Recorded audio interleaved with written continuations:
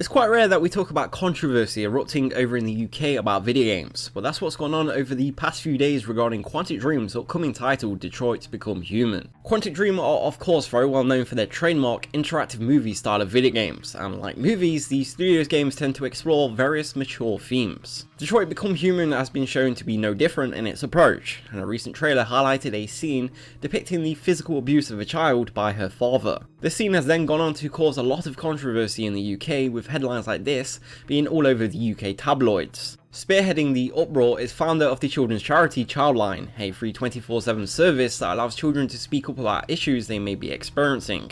In a statement given by the founder, Esther Rantzen, she lashes out at the game and calls upon Sony, Detroit's publisher, to think again and withdraw the game, or at least remove this scene where a virtual child is put in life-threatening danger. Esther explains, "There was a time, more cruel and less civilized than ours, where public executions were enjoyed as entertainment. In those savage days, crowds watched old women being drowned as witches and animals tortured for fun. But I've never heard of little girls being beaten with a belt as part of a game.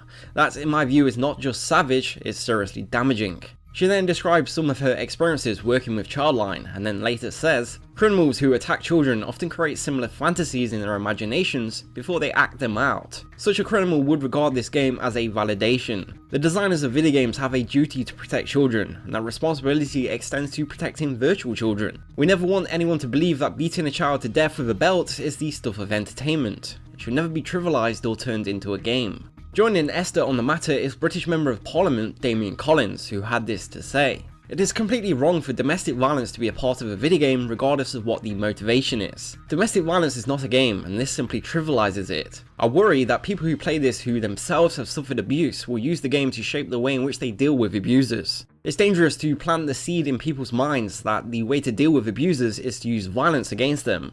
It's counterproductive and could put them in even more danger." Quantic Dream have yet to comment on the situation, and neither has Sony. However, when asked about the scene at Paris Games Week, the game's creator David Cage gave this reasoning for the scene's inclusion. "For me, it's a very strong and moving scene, and I was interested to put the player in the position of this woman.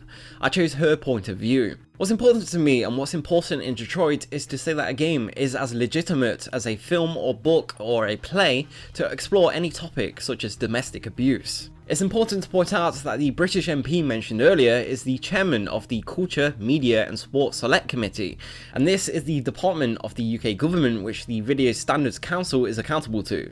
The Video Standards Council licenses the release of video games rated PEGI 12, 16 and 18 in the UK. When asked whether the Video Standards Council would refuse the game a rating in the UK, a spokesperson neither confirmed nor denied this, saying, "Any decision to refuse a certificate is not taken lightly, and to the extent we consider necessary, we are able to consult our advisory panel of leading psychologists and legal experts." Censored Gaming will be of course watching for any new developments about this story, and will be sure to update you if any more information becomes known.